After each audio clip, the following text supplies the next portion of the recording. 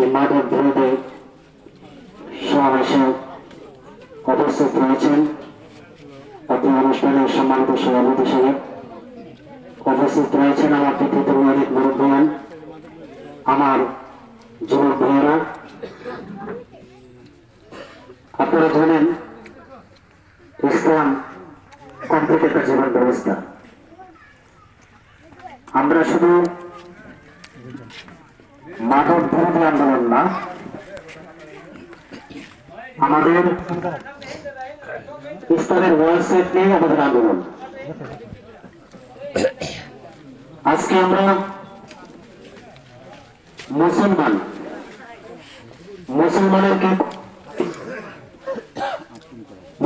কি করণীয়, কি বর্জনীয়, এই সম্পর্কে আজকে আমরা অনেকেই অবগত না। একাকার বান্দা জিজ্ঞাসা করছে যে ভাই ওজন খরচ কয়টা, ওজন খরচ কয়টা? আমরা এখানে জিজ্ঞাসা করবো, অনেকে আমরা বলতে পারবো না। ওজন খরচ 4টা, আলহামদুলিল্লাহ, ওজন খরচ 4টা। এখন যে বান্দাকে জিজ্ঞাসা করা হয়েছে ওজন খরচ কয়টা, উনি কিছুই জানে না, মসজিদে থাকতেও যায় না, আলেম ওলামার সাথে কোনো সম্পর্ক নাই, মাদ্রাসাতেও পড়ে নাই, দিনই কোনো পরিবেশে সে যায় না। তখন চিন্তা করছে আমি তো মুসলমান, একটা উত্তর তো দিতে হবে। তখন আমি বললে বলছি ওজন ফরজ হলো 10টা। ওজন ফরজ কয়টা? 4টা। উনি বলছে কয়টা? 10টা।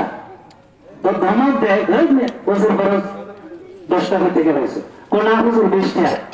ধমক দেয় আর ধারে, ধমক দেয় আর ধারে। সে ভাবতেছে এরকম যে মনে বেশি কইলে আমি জিততে পারাম, হ্যাঁ বেশি কইলে জিততে পারাম, এই জন্য 10টা 20টা 30টা এবার করা শুরু করছে। অবশ্যই ধমক খাইতে খাইতে উনি ঘরে চলে গেছে, গিয়ে জিজ্ঞাসা করছে বিয়ে সাহেবের কাছে এই ওজন খরচ কয়টা? করতে উনি জীবন ঢাবার এত চেষ্টা করলাম, নামাজ পড়ো না, ওজন খরচ শুনো না, কিচ্ছুই বুঝো না।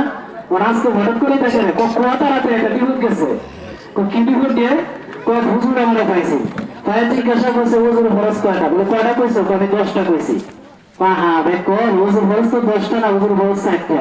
তো 10টা থেকে 30টা 40টা লাভ দিছি, এরপর মানে না তো 4টা মান তো ভালো লাগছে। হ্যাঁ আসলে ইসলামটা আমরা এইভাবেই মূল্যায়ন করতেছি বিধায় আজকে মাদক বিরোধী যে বিষয়টা, আমরা অনেক সময় সামাজিক ভাবে সেটা প্রতিরোধ করি স্বার্থ অনুযায়ী, কিন্তু আসলে যতটুকু প্রতিরোধ যার মাধ্যমে করলে সুবিধা হবে, বন্ধ হবে, সেই প্রতিরোধটুকু করার মতন পরিবেশ আমরা এই বাংলাদেশে অনেক জায়গায় পাই না। আজকে দেখা যায় সেই মাদক বিরোধী আজকে আমরা আন্দোলন করছি, কিন্তু প্রশাসন যদি নিয়োগ করে এই কেন্দ্রকে মাদক মুক্ত করা সম্ভব হবে, তাহলে আজকে আমাদের আন্দোলন করার প্রয়োজন হবে না।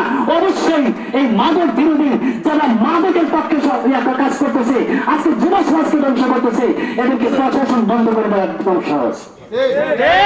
কিন্তু বিষয়টা কি হচ্ছে, আপনি আমরা আন্দোলন করতেছি করে বড়জোর এই মাদক বিরোধী লোকটাকে, মাদকের পক্ষে যারা মাদক ব্যবসা করে, মাদকের পক্ষে কাজ করে, এই লোকটাকে ধরে প্রশাসনের হাতে দিব।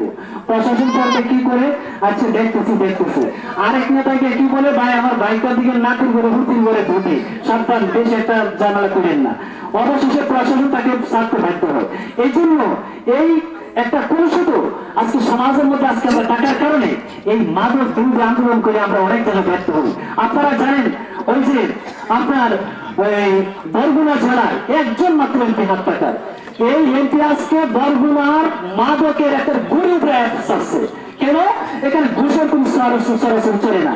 এজন্য আমি অনুরোধ করব আজকে যুব সমাজ, আজকে কারো বাচ্চা, কারো ভাই, কারো এরকম ভাই না, কারো নাতি, এরা যদি আজকে সমাজের মধ্যে এই মাদকের সাথে সম্পর্ক করে, এই মাদকের ব্যবসার সাথে জড়িত হয়, মাদকের পক্ষ অবলম্বন করে, তাহলে আজকে গোটা সমাজটা আজকে ধ্বংস হয়ে যাবে। কে বাবা, কে ভাই, কে মা, কে বোন কিছুই চিনবে না। এই জন্য আমরা আসুন ঐক্যবদ্ধ ভাবে যারা মাদকের সাথে সম্পর্ক রাখে এদেরকে ধরিয়া স্বচ্ছাকারী আমরা ভূমিকা নেই, তাহলে বাকি বাড়া অন্তগুলোকে এই ছান্নগরের আশেপাশে আমাদের এই সমাজটা মাদক মুক্ত করা সম্ভব হলো। সময় উপস্থিতি আজকে আমরা কিছু ইশারা ইঙ্গিত বুঝতেছি মাদকের সাথে যারা ব্যবসার সাথে জড়িত আছে, মাদক নিয়ে কারা সরাসরি করতেছে। আজকে আপনারা দেখতেছেন এই বাংলাদেশের মধ্যে আপনার শিশু নির্যাতন, নারী নির্যাতন বিভিন্ন জায়গায় হইতেছে। এটা হওয়ার মূল কারণ হইল তারা আজকে মাদকের সাথে আজকে আসক্ত হয়ে গেছে, মাদকের সাথে সম্পর্ক হয়ে গেছে। এই মাদক মুক্ত যদি আমরা করতে পারি তার একটা সুন্দর সমাজ আমরা উপহার দিতে পারবো। এই জন্য ভাই আমি আয়াত করে বলছিলাম, ইসলাম কমপ্লিট একটা জীবন ব্যবস্থা।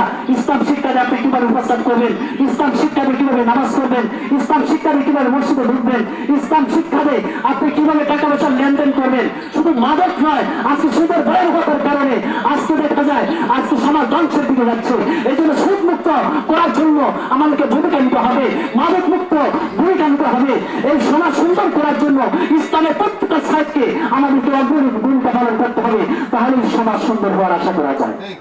আমার ছেলে নামাজ পড়ে, বাবা নামাজ পড়ে মসজিদে যায়, লাঠিতে ভোট দেবো, তার যুবক ছেলেটা মসজিদে যায় না। বাবা ভুলে হইলে না যে বাবা নামাজ পড়ে না কেন, কিন্তু কেটে কামারে কাজে না গেলে তো পরিষ্কার করে দেয়। কিন্তু নামাজের জন্য তো একবারে পরিষ্কার করি না। আজকে ফজরের সময়, আমি তো ফজরের মুসল্লি এখানে সাইড নামাজ পড়ি বাজারে, কিন্তু ফজরের সময় দেখা যায় 2-4 জন মুরব্বী আইলে বললে হয়ে যায়, এরা মসজিদে যায়, বাকিরা মসজিদে যায় না। আজরাইলে ভয়টা তাদেরকে মনে হয়। এই জন্য নামাজের সাথে যদি সম্পর্ক থাকে, মসজিদে যদি আসা যাওয়ার সম্পর্ক থাকে, ইমামের সাথে যদি সম্পর্ক থাকে, কোরআন হাদিসের সাথে সম্পর্ক থাকে, আপনার সন্তান মাদকের সাথে সম্পর্ক করতে পারবে না। কারণ সেটা মসজিদে যায় না, নামাজটাই করে না। যে নামাজের কথা বলা হচ্ছে, ইন্না সালাতু তানহা আনিল ফাহশাই ওয়াল মুনকার, নামাজ সমস্ত কাজের কাছ থেকে ফিরায় রাখে। এই জন্য আপনার সন্তানকে, আপনার আপনজনকে নামাজি বানান, তাহলে মদ আশা করি এই এই আপনার মাদক এই সমাজ থেকে উৎখাত হবে। আল্লাহ তাআলা আমাকে প্রত্যেককে আমরা যেন ইসলামের সব সাইড মানিয়া, বিশেষ করে এই মাদকের বিরুদ্ধে যেন আমরা শক্ত অবস্থানে আমরা দাঁড়াতে পারি। আল্লাহ তাআলা সবাইকে তৌফিক দান করুন। আসসালামু আলাইকুম ওয়া রাহমাতুল্লাহ।